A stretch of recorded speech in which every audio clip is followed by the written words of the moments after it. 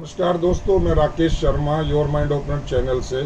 आज मैं आपको एक घटना के बारे में बता रहा हूं और उस घटना में मैं ये भी बताऊंगा कि किस तरह से पुलिस की निष्क्रियता से न्याय मिलने में जो मजबूर लोग हैं, जो गरीब लोग हैं, जो पीड़ित लोग हैं, उनको न्याय मिलने में कितनी परेशानी आती है। मैं आपको उनसे बात कराऊँगा, उस बारे में कुछ बताऊँगा। दरअसल मैं एक घटना की बात कर रहा हूँ। 2021 नवंबर में रात को लगभग 9 बजे रघुवीर नगर में एक युवक जसकरण सिंह उर्फ लिटिल को कुछ लोग बुला कर ले गए घर से और वहाँ ले जा कर के उसके ऊपर लगभग 10-15 लोगों ने मिल कर के, जो लोग मैं कहूँगा कि कहीं ना कहीं अपराधों में लिप्त थे, उन सब लोगों ने मिल कर के उसकी इतनी बुरी तरह से पिटाई की, इतनी बर्बरता से पिटाई की और इतनी बेरहमी से उसको मारा गया कि एट द स्पॉट उसकी डेथ हो गई। और डेथ होना ही नहीं, इसके बाद उसकी लाश को उसको घसीटा गया, बहुत बुरी तरह उसके ऊपर लात, घूंसे, डंडे, सरिया, तरह तरह के और दूसरे हथियारों से उस पर वार किया गया। और इससे भी ज़्यादा शर्मनाक बात ये थी कि बहुत लोग देखते रहे, सरे राह ये बात हुई, पूरा सड़क के बीचों बीच हुई और कोई भी उसको छुड़ाने नहीं आया। उन दरिंदों के सामने कोई आदमी खड़ा नहीं हुआ इस बात को लेकर के कि उसको बचाया जा सके या शोर मचाया जा सके। और इसके बाद क्या हुआ वो और भी ज़्यादा पीड़ादायक है कि पुलिस ने हॉस्पिटल में जब उसको लेके गए तो उसके बाद 308 जो एक ग्रीवियस इंजरी का एक मुकदमा बनता है, 308 आईपीसी के तहत एफआईआर लॉन्च की। डेथ वहीं हो गई थी। इसके बाद जब जोर दिया गया, पीड़ित के परिवार वालों ने जोर दिया, वहाँ के सीसीटीवी फुटेज पीड़ित के परिवार ने पुलिस को मुहैया कराए, जिसमें साफ तौर पे दिखाया गया किस तरीके से उस युवक के साथ बर्बरता की जा रही थी।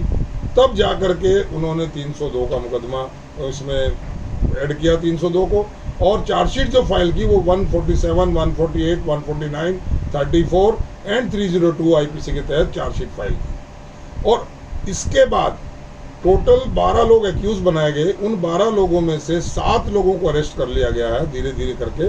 5 लोग अभी तक पुलिस की गिरफ्त से बाहर हैं। उनको पीओ घोषित कर दिया गया अदालत के द्वारा। अदालत उस पर लगातार जोर बना रही है पुलिस पे कि भी उन लोगों को किसी भी तरीके से पकड़ा जाए। लेकिन पीड़ित परिवार का आरोप यह है कि पुलिस उन लोगों से मिली हुई है। पुलिस की मिली भगत के कारण वो पुलिस से रोज मिलते जुलते भी हैं, लेकिन उनको नहीं पकड़ा जा रहा है। क्या कारण है वो पुलिस नो द बेस्ट। इनका आरोप ये बताएंगे। मैं आपको बात कराऊंगा जसकरण सिंह जी जो थे, जिनकी मृत्यु हो गई, उनके पिताजी से, उनकी माताजी से और उनके भाई से।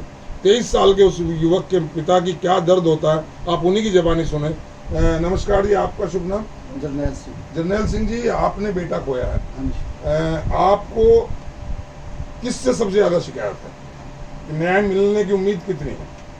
मेरे को सबसे ज़्यादा शिकायत है जी पुलिस से। जी। पुलिस ने शुरू से ही इनका रवैया ठीक नहीं था जी। इन्होंने मेरे बच्चे के डेथ होने के बाद भी इन्हें धारा ठीक नहीं, 308 लगा दी।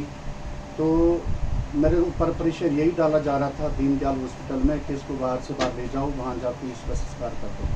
लेकिन मैंने बोला मैं अपने बच्चे का साथ लेकर जाऊँगा। 1 नवंबर की रात को 9:45 बजे के करीब दीनदयाल हॉस्पिटल में एंट्री दिखाई जाती है बच्चे की कि ये इस टाइम एडमिट हुआ था। और हमको रात को 12:30 बजे फ़ोन आता है कि आपके बेटे लिटिल का एक्सीडेंट हो गया। इतने घंटे, इतनी देर पुलिस या डॉक्टर लोग क्या करते रहे? हमको इससे पहले क्यों नहीं फ़ोन आया? जी, चलिए एक बात होगी। और उसके बाद गिरफ्तारियाँ हुई? गिरफ्तारियाँ 5 बंदे पकड़े गए। और 3 दिन बाद SHO साहब हमारे घर पर आते हैं। वो हमको बोलते हैं जी कि हमने बंटी को पकड़ लिया है, उसको गोली लगी है, वो खेतरपाल हॉस्पिटल में एडमिट है और पुलिस की कस्टडी में है। और 3 दिन बाद हमको बताया जाता है कि बंटी भाग गया। मेरी पूर्वशी मैडम से भी, गोयल से बात हुई थी। मैंने उनको भी यही बोला कि मैडम कैसी गोली लगी उसको कि 3 दिन में वो भाग गया और पुलिस की कस्टडी में भाग गया। बल्कि वो जो वहाँ के कैमरे हैं, वहाँ की मैं वीडियो देखना चाहता हूँ। जो बंटी है अपने पैरों पर चल के आया, व्हील चेयर पर आया, कैसे आया वो, भागा और कैसे भागा, मेरे को आज तक नहीं दिखाया। उर्वशी मैडम को हम मिले। उसके बाद ये डीसीपी हैं अच्छा, जनपद थे, साइड। ठीक है, हाँ जी, उन्होंने हमको बुलाया था, हमने उससे भी ये शिकायत की। उसके बाद हम गोलचा सर को मिले जो बंगला साहब के पास हैं। तो उसके बाद हमको सरदार मनजिंदर सिंह सिरसा जी ने हुड्डा साहब के पास भेजा। वो सब इनको फ़ोन करते हैं। अब घनश्याम बंसल सर हैं, उनके साथ भी हमारी बात हुई। वहाँ पर भी हमको सरदार मनजिंदर सिंह सिरसा जी ने भेजा। उन्होंने भी हमारी बात सुनी और हमारे सामने उनको सख्त से सख्त हिदायत की पुलिस को कि उनको चलिए पकड़ा वो तो जाए। दी, लेकिन पुलिस ने क्या किया? आप उससे उनकी कार्रवाई से संतुष्ट हैं? नहीं है सर। क्या लगता है? पीओ 5 बंदों को पीओ होने के बाद भी 6 महीने हो गए हैं, अब तक उनको पकड़ा नहीं गया। आपकी नज़र में है वो लोग? कभी आते हैं? हमारी नज़र में नहीं आते, लेकिन हमको पता लगता है कि अपने घर करवाते हैं, घर के आसपास आते हैं वो। तो आपने पुलिस को बताया ये बात? पुलिस को कई बार बताया हमने, तो लेकिन पुलिस कार्रवाई नहीं कर रही। मैं उनके छोटे भाई मेरे साथ हैं। आपका क्या नाम है? बड़े भाई हैं बलकरण सिंह। बलकरण सिंह। हाँ जी। बलकरण सिंह जो 5 आदमी पीओ हैं, उनको आपने कभी देखा या आपको पता लगा कि वो हैं या पुलिस से मिलते हैं? नहीं सर, मैंने कभी देखा नहीं उनको, पर पता लगता रहता है कि ये लोग अपने घर आए हैं या ये हफ्ता वसूली करने आए हैं। उनके बारे में ये सब पता लगता आपने पुलिस को सूचना दी इस है। बारे बहुत में? बार दी क्या सर। कहती है पुलिस? सर पुलिस कहती है आप इन्फॉर्मेशन दे दो, हम उसके ऊपर वर्क करेंगे। अच्छा, बहुत पुलिस वाले आते हैं, मिलते हैं, इन्फॉर्मेशन लेकर चले जाते हैं। बहुत अच्छी इन्फॉर्मेशन भी मैं देता हूँ, पर उसके बाद कोई इतना वो नहीं। हम हाई रैंक ऑफिसर से भी मिले, उन्होंने भी बोला कि पकड़ो केस को क्लोज करो। क्यों नहीं पकड़ रहे? क्या लगता है पुलिस को क्यों नहीं पकड़ना चाहती? नहीं क्या वो पता। बहुत बड़े ताकतवर लोग हैं बिल्कुल सर हैं, या पैसे वाले हैं या बिल्कुल है सर। निर्दोष हैं? नहीं सर, पैसे वाले हैं, ताकतवर लोग हैं और नटोरियस लोग हैं सर। अच्छा, बिल्कुल वीडियो सर। है, वीडियो बोल रही है कि वीडियो है उन्होंने सर। ये कसूर किया है। उसके बाद 302 तब लगाई जब मनजिंदर सिंह सिरसा और दिल्ली सिख गुरुद्वारा प्रबंधक कमेटी के मेंबर साहबान हमारे घर पर आए, तब इन्होंने 302 लगाई। उससे पहले हमारी ये बात सुनने के लिए तैयार नहीं थे। आज भी सरदार मनजिंदर सिंह जी सिरसा, दिल्ली सिख गुरुद्वारा प्रबंधक कमेटी, मैं गुरुद्वारा रकाबगंज साहब में ग्रंथी की ड्यूटी करता हूँ।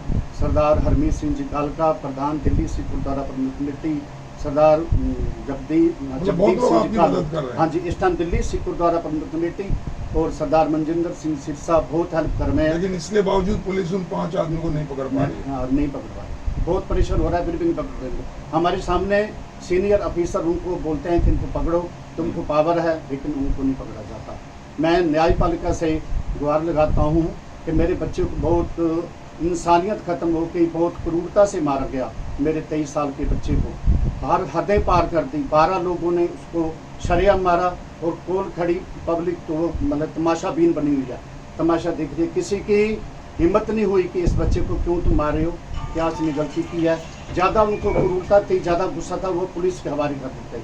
उन्होंने कानून की धज्जियाँ उड़ा दी शरेआम। पुलिस स्टेशन भी इतनी दूर नहीं है, पुलिस सिर्फ स्टेशन भी इतनी दूर नहीं था। ग्राउंड जीरो से लेके पुलिस चौकी रघबीर नगर चौकी वो सिर्फ 200-250 मीटर की दूरी पे है।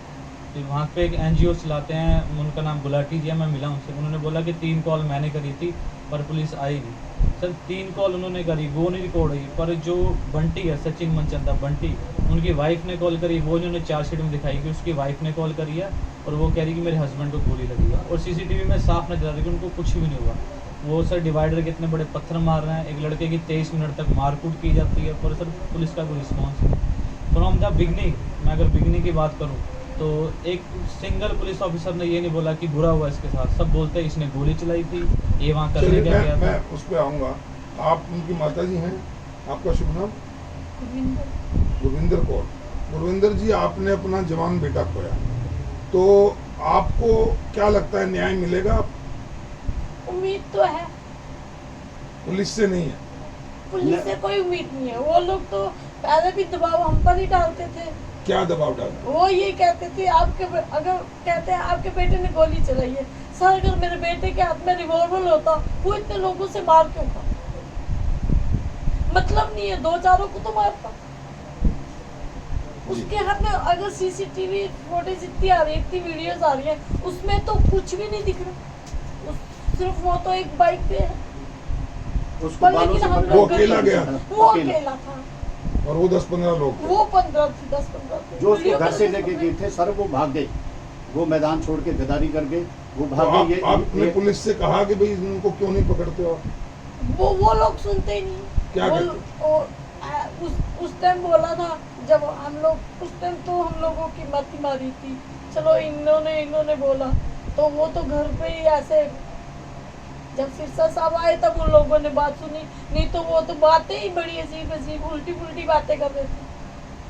न्याय का आपको उम्मीद है कि कोर्ट से न्याय मिलेगा? कोर्ट से तो उम्मीद है, हम चाहते हैं कोर्ट हमको न्याय, कोर्ट हमें न्याय दे, और गरीबों कोर्ट की पर भी हमको बहुत उम्मीदें हैं।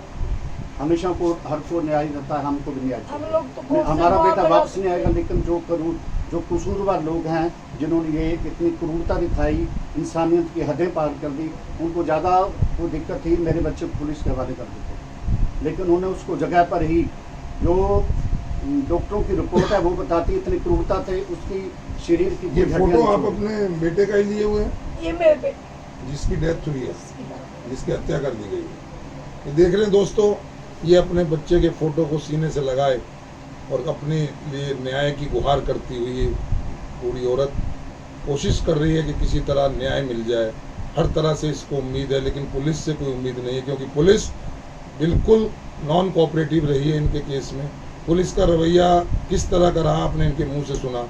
और हैरानी वाकई ये है कि जब एक आदमी की मौके पर डेथ होगी तो 308 का मुकदमा दर्ज करती है। और इतना ही नहीं, पीओ होने के बाद अगर पुलिस चाहे, अगर यही केस किसी हाई प्रोफाइल सेलिब्रिटी का या किसी बड़े आदमी का होता तो मुझे भी लगता है कि पुलिस उनको पाताल में से भी खोज के ले आती। लेकिन पुलिस है तो सरकार है, खाकी के लिए सब माफ़ है, सब उनके लिए जो वो करते हैं वो जायज़ है, ऐसा लगता है। हमें उम्मीद है कि न्यायालय सर गोद में था, उनकी गोद उनके पास में था, वो पहले कहते हैं हमारे पास में बंदा हमारी कस्टडी में है, फिर एक दिन में कैसे बंदा भाग गया? जिस दिन हम बेटे का संस्कार करके आए उस दिन शाम को, दूसरे दिन सुबह कहते जी बंटी हमारी कस्टडी में है, और रात को हमने पकड़ा, सुबह तो शाम को कहते कैसे कह रहे हैं कि वो बंटी भाग गया। सुना दोस्तों, जो पुलिस कह रही है कि वो हमारी कस्टडी में, अगले दिन कहते नहीं वो भाग गया। ये क्या मजाक हो रहा है न्याय का? क्या मजाक हो रहा है पीड़ितों के साथ? क्या ये न्याय व्यवस्था को चुनौती दे रही है पुलिस? इसमें आप लोग सोचना। मैं पुलिस वालों से, उन अधिकारियों से, सीनियर ऑफिसर्स जो पुलिस के हैं, उनसे निवेदन कर रहा हूँ, अपील कर रहा हूँ इस मंच के माध्यम से, योर माइंड ओपनर के चैनल के माध्यम से, कि कृपया इन पीड़ितों की सुने, इन पीड़ितों के मन में एक विश्वास जताएं, दिलाएं इनको कि इनको न्याय मिलेगा और पुलिस इनके साथ है।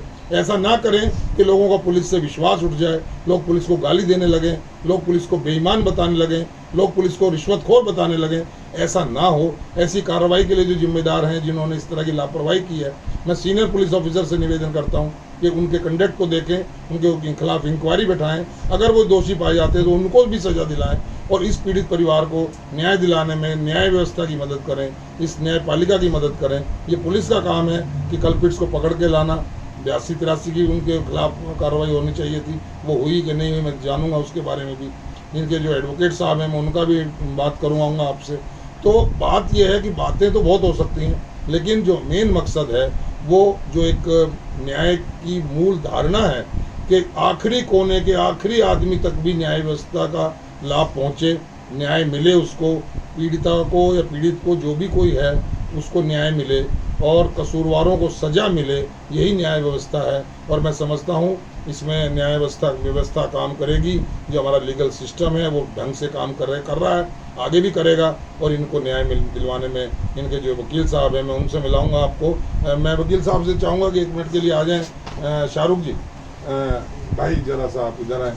शाहरुख जी, आप इनका केस देख रहे हैं, शुरू से देख रहे हैं आई थिंक, तो मैं जानना आपसे चाहता हूं कि इसमें आप क्या महसूस कर रहे हैं, मतलब कि पुलिस का रवैया क्यों कोऑपरेटिव नहीं है इस केस में? एक्चुअली इसमें शुरू से जो हाई प्रोफाइल बंदे हैं जो एक्यूज हैं उसमें पूरी तरीके से कोऑपरेटिव है, पुलिस उनके साथ पूरी तरीके से कोऑपरेट कर रही है। उनसे कर रही है? उनसे कर रही है। जो कंप्लेनेंट है उनका बिल्कुल सपोर्ट नहीं कर रही है, शुरू से यही रहा है, उनका मोटिव यही रहा है कि इनके साथ गलत रहे। आपने प्रॉपर जो भी मैं समझता हूँ एप्लीकेशंस वगैरह फाइल की होंगी? इनकी 82-83 कार्रवाई पूरी 6 महीने पहले जब कंप्लीट हो चुकी है तो पुलिस वालों को उन्हें उनके खिलाफ एग्जीक्यूशन नहीं हुआ 82-83 का? हो चुका है, कंप्लीट सारे काम कंप्लीट हो चुका है। अच्छा, अभी तक उन्होंने क्लियर नहीं कर पाए हैं, ना उन्हें पकड़ पाए। ये कहते हैं कि हमारी लाइन से दूर है, कहने को कंप्लेनेंट खुद जाकर बताता है कि सर आज यहाँ पे आए हुए हैं, यहाँ पे ये लोग हैं, सारी कार्रवाई बता रहे हैं, लेकिन फिर भी पुलिस वाले कोई भी एक्शन लेने के लिए। आपकी पुलिस ऑफिसर से आईओ से बात हुई हो? हाँ, उस रिगार्डिंग में बहुत सारी एप्लीकेशन भी लगाई है वरिष्ठ पुलिस अधिकारियों के रिगार्डिंग एप्लीकेशन लगाई है, फिर भी कोई भी ऐसा कोऑपरेटिव वर्क नहीं किया है उन्होंने, या इन्हें सेटिस्फाई जवाब नहीं दे पाए हैं अभी तक। यहाँ प्रॉपर जो जुडिशरी की तरफ से तो कोऑपरेशन पूरा मिला होगा जहाँ तक मैं समझता हूँ। तो अभी आपको क्या लगता है, आप इनको न्याय दिलाने में मतलब सफल हो पाएंगे? सफल भले कोशिश ही जारी पुलिस है का कोई भी रवैया हो? सर, कोई भी रवैया हो, पुलिस के रवैया कोई भी हो, लेकिन कोशिश जारी रहेगी। न्यायपालिका से उम्मीद है कि लास्ट तक वो न्याय इन लोगों को दिया। तो दोस्तों ये थे इसी केस में जो एडवोकेट हैं शाहरुख जी, और ये केस जो है FIR नंबर है 0912 ख्याला पुलिस स्टेशन की मैं बात कर रहा हूँ। ये दर्ज हुई है 2/11/2021 को, और इसमें मैंने सेक्शन जैसा पहले आपको बताया था 147, 148, 149, 34 एंड 302 IPC के तहत ये चार्जशीट फाइल हुई है, और इसमें वकील साहब काम कर रहे हैं। पीड़ितों को लगता है कि न्याय मिलेगा, लेकिन पुलिस के रवैये से बहुत परेशान है। आपके सामने इनके रुलाई फूट रही है, इनकी आंखें नम हैं, और फिर भी मैं समझता हूं कि इस चैनल के माध्यम से हम अपनी बात पुलिस ऑफिसर्स तक पहुंचा पाएँ, सीनियर ऑफिसर्स तक पहुंचा पाएँ, यही हमारा मकसद है। हम चाहते हैं कि जो भी दोषी हो उसको सज़ा मिलनी चाहिए, और जो दोषियों का साथ दे रहा है, चाहे वो पुलिस वाला हो, चाहे वो पब्लिक का आदमी हो, चाहे कोई भी हो, उसको भी सज़ा मिलनी चाहिए। यही हमारी अपील है। बस दोस्तों, इसके लिए इतना ही। आगे इस केस में क्या होता है मैं दोबारा आपसे अपडेट कराऊंगा। तब तक के लिए जय हिंद, जय भारत।